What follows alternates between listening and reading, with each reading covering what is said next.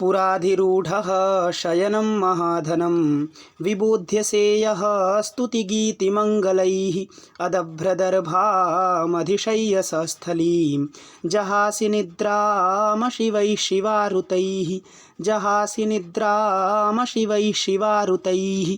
ठीक है, तो इस श्लोक में जो द्रौपदी है वह वही बोल रही है, उनकी स्थिति को बता रही है कि महाराज आप पहले कैसे थे और अभी कैसे हो गए, है ना। इसके पूर्व श्लोक में उसने समझाया कि आपकी क्या बुद्धि है, मुझे बिल्कुल समझ में नहीं आ रही है। और उसके पहले उन्होंने जो अर्जुन है, भीम है, नकुल है, सहदेव हैं, उन लोगों की स्थिति को बताई और बोली कि वो पहले कैसे थे और अभी कैसे हो गए हैं। वैसे ही जो राजा हैं युधिष्ठिर, अब आगे के 2-3 श्लोकों में, ये 38वां है, 39वां, 40वां, इन 2-3 श्लोकों में राजा के बारे में वर्णन करेंगी और बोलेंगे कि महाराज आप पहले कैसे थे और अभी कैसे हो गए। ठीक है, तो इसमें भी वही कह रही हैं कि महाराज आप पहले कैसे थे और अभी कैसे हो गए हैं, अपनी स्थिति देखकर तो थोड़ा सा विचार करिए। इस प्रकार समझाने का तरीका है। ठीक है, तो कह रही हैं कि यह माने जो, यह मतलब जो, तो यह माने जो, पूरा मतलब पहले, यह पूरा मतलब जो पहले, शयनम अधिरूढ़, यह पूरा शयनम अधिरूढ़, अरे जो पहले शयन में सोते थे, शयन माने सैया, तो जो पहले सैया पर सोते थे। और वो सैया कैसा था महाराज, तो महाधनम, महद्धनम है ना, महद्धनम यस्य असौ महाधनम, है ना, मतलब महत माने बहुत ज़्यादा, धनम माने धन था जिस सैया का, ऐसे शयनम अधिरूढ़, ऐसे सैया पर सोते थे, है ना। और वो सामान्य सैया नहीं था, मखमल का गद्दा था, कमरे में एसी लगा था, अगल बगल रानियां थी, चामर आपको डुलाया जाता था, आपके पास इतना सुविधा था, आपके पास बहुत सुविधाएं थी, ऐसे राजगद्दी पर सोते थे, ऐसे मखमल गद्दे पर सोते थे, है ना। तो यह मतलब जो पूरा मतलब पहले, महाधनम शयनम, बहुत ज़्यादा धन है जिस सैया का, ऐसे सैया पर अधिरूढ़ा सोते थे। अधिरूढ़ा में ना अधि उपसर्ग पूर्वक रूह धातु से अक्ता प्रत्यय, और अक्ता प्रत्यय भूतकाल अर्थ में होता है, तो अधिरूढ़ा का अर्थ हो गया सोते थे, है ना। तो यह माने जो, पूरा मतलब पहले, महाधनम शयनम अधिरूढ़ा, जो सोते थे और जगाए कैसे जाते थे, सोते किस पर थे, बहुत जिसका धन था, बहुत सुंदर जो बेड था, ऐसे बेड पर सोते थे और जगाए कैसे जाते थे, तो स्तुति गीति मंगलैहि विबोध्य से, विबोध्य से मतलब जगाए जाते थे, है ना। विबोध्य से ये क्रिया है, इसका त्वम जो करता है उसका अध्ययन करना है आपको, क्योंकि यहाँ त्वम नहीं लिखा।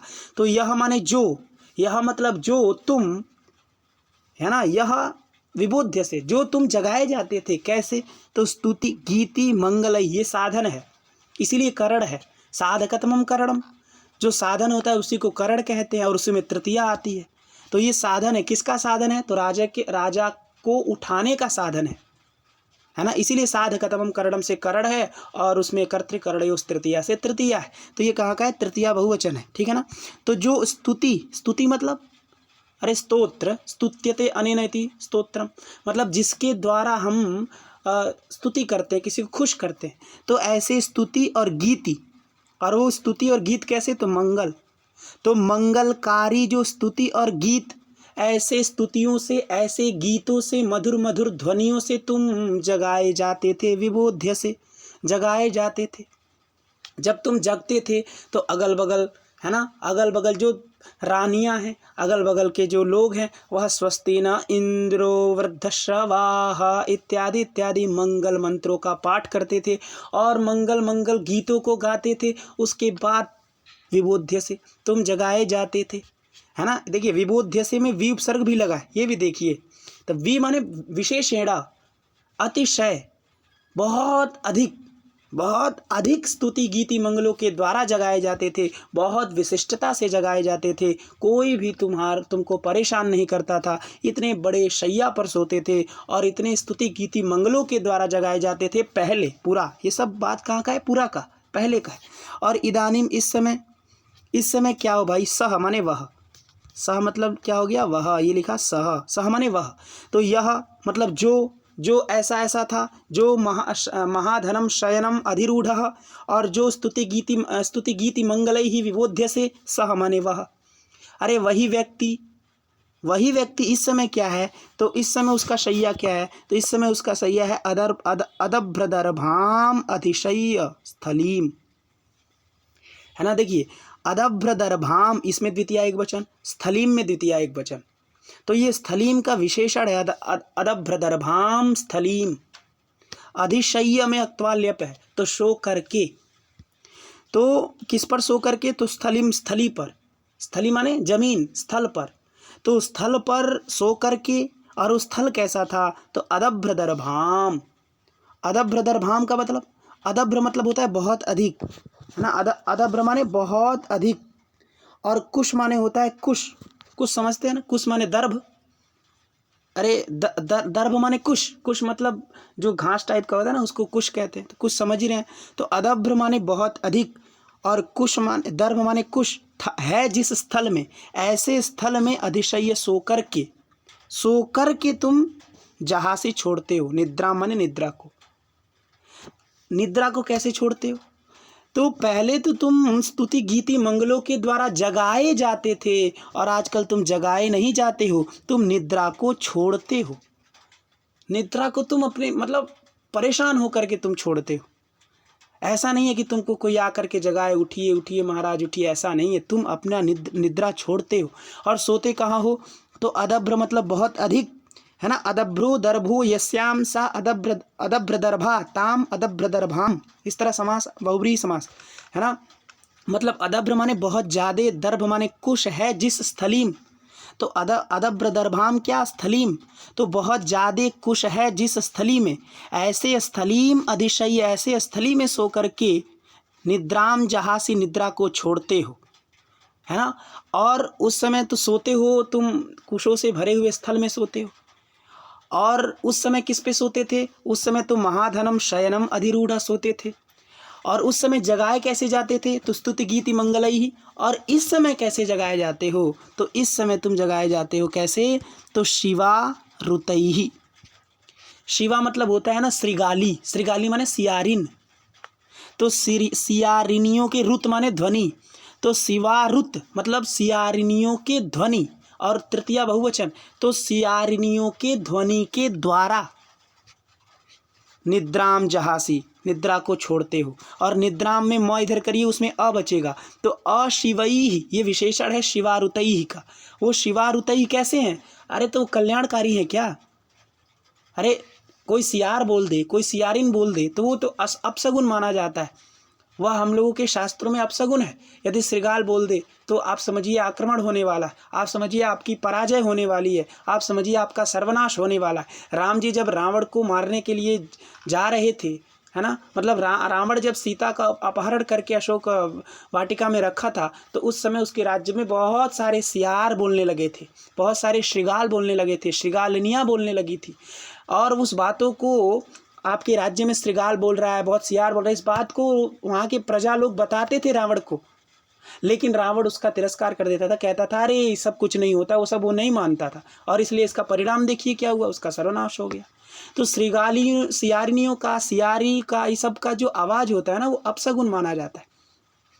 तो शिवारुतैः मतलब शिवा मतलब सियारिनियों के ध्वनि के द्वारा तुम निद्रा को छोड़ते हो। और वो कैसा है, तो अशिवैः, शिव माने कल्याण और अशिव माने अकल्याण, तो अकल्याणकारी जो शिवारुतैः, जो कल्याण प्रदान करने वाले नहीं हैं, ऐसे जो शिवारुतैः, ऐसे शिवारुतैः के द्वारा तुम निद्राम जहासी, तुम निद्रा को छोड़ते हो, है ना। ये जहासी लिखने के पीछे भी बहुत अर्थ गौरव है ना। अरे यहाँ लिख देते कुछ और, जहासी क्यों लिखे, ओहाक त्यागे धातु का प्रयोग क्यों किए।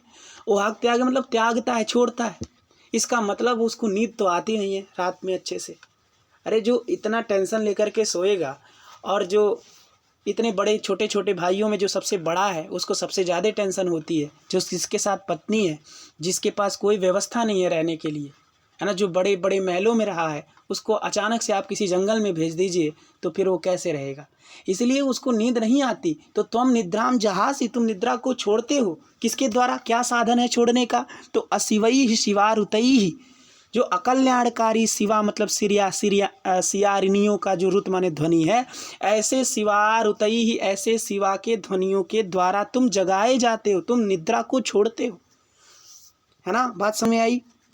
देखिए यहाँ अधिशय्य, अधिपसर्ग पूर्वक, शिंग स्वप्ने धातु है ना, और उससे अक्त्वा कर दिए हो, और अक्त्वा करने के बाद उसको ल्यप हो गया है, तो अधिशय्य ये बन गया है, बना है ना। तो अधिशय्य का अर्थ क्या हुआ, सो करके, है ना। तो कहाँ सो करके, तो स्थलीम। तो ये स्थली क्या है, आधार है। आधार है कि नहीं, आधार मतलब अधिक क्रियंते, है ना, मतलब जिसमें हम लोग कोई क्रिया करते हैं जिस चीज़ पर, अधिक क्रियंते अस्मिन इति आधार, इस तरह उसकी व्युत्पत्ति होती है। तो स्थली क्या है, मेरे कहने का तात्पर्य है कि अधिशय्य मतलब सो करके, कहाँ, तो स्थली में। तो स्थली आधार है ना सोने का, उसी पर तो सोते हैं। तो आधार में यहाँ सप्तमी होनी चाहिए, सप्तमी होकर के स्थलीम जो लिखा है उसको क्या लिखना चाहिए, स्थल्याम लिखना चाहिए। तो स्थलीम क्यों लिखा, प्रश्न आया कि नहीं आया। तो स्थलीम इसलिए लिखा क्योंकि आपका एक विशेष सूत्र है अधिशिंग स्थासाम कर्म, वो कहता है अधि उपसर्ग पूर्वक शिंग स्था आस धातु का यदि प्रयोग हो तो उसके आधार की कर्म संज्ञा हो जाती है। तो यहाँ अधि उपसर्ग पूर्वक सिंह धातु का प्रयोग है, तो जो आधार स्थली है ऐसे स्थली की कर्म संज्ञा होकर के स्थलीम ये बन गया है। तो ये इसमें आपको भ्रमित नहीं होना है, ये छोटी छोटी बातें हैं जो ध्यान रखनी चाहिए, ठीक है। तो अदभ्र दर्भाम जो स्थलीम, जो जिसमें बड़ा दर्भ है, जिसमें बड़ा कुश है, ऐसे स्थलीम, ऐसे स्थली को सो करके, है ना, सो करके निद्राम जहाँ से निद्रा छोड़ते हो, अशिवई ही शिवारुतई ही, जो अकल्याणकारी, जो अशुभप्रद है, ऐसी जो शिवा मतलब श्री सियारिनियों का जो ध्वनि है, ऐसे ध्वनियों के द्वारा तुम निद्रा को छोड़ते हो। और पूरा मतलब पहले तुम महाधनम शयनम अधिरूढ़, बहुत धन है, बहुत मूल्यवान, बहुत सुंदर जो शयनम जो सैया, ऐसे सैया में अधिरूढ़ सोते थे। यह माने जो, और जो स्तुति गीति मंगलई ही, स्तुति गीतों, मांगलिक स्तुति मांगलिक गीतों के द्वारा जो विबोध्य से मतलब जगाए जाते थे, सह माने वही, वही वही आज क्या है, तो अदभ्र दर्भाम स्थलीम अधिशय्य शिवारुतई अशिवई शिवारुतई निद्राम जहासी। ठीक है, बात समझ में आई। तो पुराधिरूढ़ शयनम महाधनम विबोध्यसे यः स्तुतिगीतिमंगलैः अदभ्रदर्भामधिशय्य सस्थलीं जहासि निद्राम शिवैः शिवारुतैः।